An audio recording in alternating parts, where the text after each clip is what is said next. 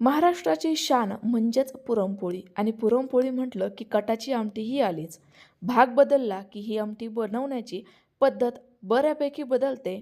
म्हणूनच म्हटलं चला आज आपण आपल्या भागातील अगदी झणझणीत चमचमीत गावरान चवीची आणि तोंडाची चव वाढवणारी ही कटाची आमटी कशी बनवायची तेच दाखवूयात. तसं तर आम्ही नगरी लोक याला आमटी नाही तर सार म्हणतो. बनवण्याची पद्धत अगदी सोपी असली तरी देखील मस्त अशी चुलीवरची चव गॅसवर बनवलेल्या आमटीला कशी आणायची याचंच सिक्रेट मी आज तुमच्यासोबत शेअर करणार आहे. हा झणझणीत सार काही लोक पुरणपोळी सोबत खातात तर माझ्यासारखे लोक भातासोबत मस्त असा वरपून खातात. तर नमस्कार, मी तेजश्री खाद्यप्रेमी या युट्यूब चॅनलमध्ये तुम्हा सर्वांचं खूप खूप खूप मनापासून स्वागत करते. लगेच झणझणीत आणि चमचमीत या कटाच्या आमटीच्या रेसिपीला सुरुवात करूया. त्यासाठी आपल्याला लागणार आहे साधारणतः मेजरिंग कपाने 1 कप किंवा एक मोठी वाटी असा घट्टसर कट आणि त्याचसोबत शिजवलेल्या डाळीतील फक्त 2 चमचे चना डाळ. आता हा कट कसा बनवायचा पटकन सांगते. पुरणपोळी बनवण्यासाठी जेव्हा 2 कप चना डाळ आपण कुकरमध्ये शिजायला टाकतो त्यावेळेला 4 कप पाणी टाकायचंय. आवडत असल्यास चिमूटभर हळद टाकायची आणि त्याला 4 शिट्ट्या काढून घ्यायच्या. त्यातील जे एक्स्ट्राचं पाणी निघतं ते म्हणजे कट. याची डिटेल रेसिपी मी या अगोदरच्या पुरणपोळीच्या रेसिपीसोबत शेअर केली आहे.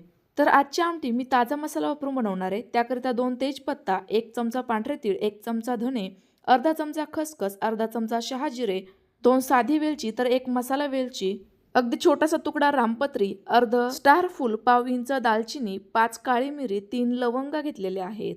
हे घेतलेलं साहित्य मी 4 ते 5 व्यक्तींच्या आमटीकरिताचं घेतलंय. आता वाटणाचं साहित्य बघू. त्यासाठी 3 मध्यम आकाराचे उभट चिरलेले कांदे, पाव वाटी ओल्या खोबऱ्याचे काप, ओलं खोबरं नसेल सुकं खोबरं वापरलं तरीही चालेल, 10 ते 12 लसूण पाकळ्या, 1 इंच आलं आणि थोडीशी कोथिंबीरीची देठं घेतली. घेतलेलं संपूर्ण साहित्य आता आपण भाजून घेऊ. हे साहित्य भाजण्याकरिता जर तुमच्याकडे लोखंडी तवा असेल तर तो वापरा. यामुळे साहित्य व्यवस्थितही भाजलं जातं आणि याला टेस्टही छान येते. आता सुरुवातीला ना हे खडा मसाले भाजून घेऊ. याचं कारण म्हणजे तवा हा अजून जास्त तापलेला नाहीये. कमी तापलेल्या तव्यावरच हे एकसारखे खमंग पदार्थ भाजले जातील. दुसरं म्हणजे आपल्याला आता तेल वापरण्याची गरज नाही आहे. हे साहित्य कोरडंच भाजायचं आहे, त्यामुळे हे व्यवस्थित भाजलं जाईल. आता हे मी सतत हलवत हलकासा रंग बदलेपर्यंत किंवा घरभर सुगंध दरवळेपर्यंत भाजून घेते. याला फक्त आपल्याला कुरकुरीतपणा यायला हवा इतपतच हे भाजून घ्यायचं. यामुळे ते मिक्सरला एकदम बारीक पावडर स्वरूपात दळलं जाईल. आता हे मी लगेचच मिक्सरच्या भांड्यात काढून घेते आणि सेम तव्यावर आता उरलेलं वाटणाचं साहित्य परतवून घेऊ. आता हे साहित्य भाजण्याकरिता परतवण्याकरिता थोडंफार तेल वापरणं गरजेचं आहे. त्याकरिता 1 चमचा तेल या खोबरं, लसूण आणि आल्यावर घातलं. आता हे आपण रंग बदलेपर्यंत परतवून घेऊ. लोखंडी तवा आहे, पटकन गरम होतो, त्यामुळे मी गॅसची फ्लेम आता कमीच करून दिली आहे आणि हे सतत हलवत भाजून घेतलं तर याला बघा किती मस्त असा बदामीसर रंग आलाय. आता हे एका ताटामध्ये काढून घेऊयात जेणेकरून ते पटकन थंड होईल आणि मिक्सरला व्यवस्थित असं बारीक दळलं जाईल. आता लगेचच सेम तव्यावर थोडंफार तेल शिल्लक आहे, त्यामध्येच हा चिरून घेतलेला कांदाही घालूयात आणि हा देखील डार्क रंगावर परतवून घेऊ. बऱ्याच जणांना कटाची आमटी झणझणीत आवडते तर काहींना माइल्ड टेस्टची आवडते. ज्यांना माइल्ड टेस्ट हवी आहे त्यांनी कांदा जरासा कमी प्रमाणात भाजला तरीही चालेल, पण ज्यांना ही आमटी झणझणीत हवी असते त्यांनी कांदा जास्तीत जास्त डार्क रंगावर परतवून घ्यायचा. यामुळे कांद्यातील गोडवा कमी होतो आणि आमटी मस्त अशी झणझणीत तयार होते. एवढ्या वेळात आपले खडे मसाले थंड झाले ते मिक्सरला पटकन फिरवून घेऊ आणि शक्य तेवढी बारीक पावडर स्वरूपात हे तयार करून घेऊ. जर तुमच्याकडे गरम मसाला किंवा काळा मसाला असेल तर तो तुम्ही या खडा मसाल्याऐवजी वापरला तरी देखील चालणार आहे. पण ताज्या मसाल्यांची चव काही वेगळीच असते, त्यामुळे मी आज हा खडा मसाला वापरतीये. तर बघा या पद्धतीने पावडर स्वरूपात मी हे मसाले दळून घेतले. आता हे उरलेलं जे साहित्य होतं ना मगाशी परतून घेतलेलं ते सेम मिक्सरच्या भांड्यात घालूयात आणि जरासं गरजेनुसार पाणी वापरून हे मिक्सरला फिरवून घेऊ. यातील ना थोडेसे खोबऱ्याचे तुकडे मी साईडला काढून ठेवले, याचा वापर आपण नंतर करूयात. फक्त 4 ते 5 खोबऱ्याचे कापच मी शिल्लक ठेवले आहेत.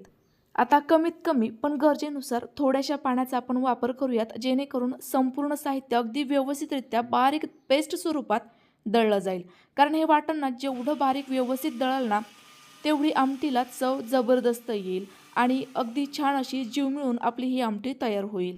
या वाटणामध्ये आपण कोथिंबीरची देठं कच्चेच वापरलेले असल्यामुळे वाटणाला रंग बघा काय सुरेख आलाय आणि आपलं वाटण देखील अगदी बारीक पेस्ट स्वरूपात व्यवस्थित असं दळलं गेलंय. आता मगाशी आपण जेवढे खोबऱ्याचे काप शिल्लक ठेवले होते ना, त्यामध्ये अजून 4 ते 5 लसणाच्या कच्च्याच पाकळ्या घातलेल्या आहेत. आता हे साहित्य आपण छान असं ठेचून घेऊ, थोडंसं जाडसर बघा या स्वरूपाचं. आता आपली संपूर्ण पूर्वतयारी झाली, लगेचच फोडणीकडे वळूयात. त्यासाठी सुरुवातीला कढाईमध्ये तेल घालायचंय. तेलाचं प्रमाण आवडीनुसार कमी अधिक करू शकता.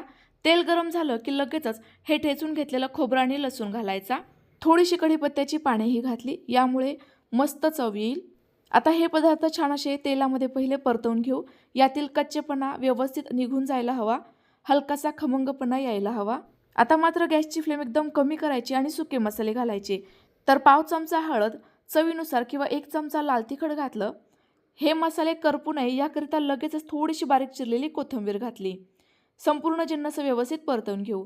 कोथिंबीर घातल्यामुळे लगेच तेलाचं टेम्परेचर कमी झालं आणि आपले सुके मसाले अजिबात करपले नाही. आता घालूयात तयार करून घेतलेलं हे वाटण. आता हे आपल्याला छान असं तेल सुटेपर्यंत किंवा आपलं हे वाटण सुरुवातीला कसं पातळ दिसतंय ना, थोडंसं सैलसर दिसतंय, ते छान असं घट्टसर होईपर्यंत परतवून घ्यायचंय. जेवढं तुम्ही खमंग हे वाटण परतवाल तेवढ्या कटाच्या आमटीला चव आणि तर्री जबरदस्त येईल.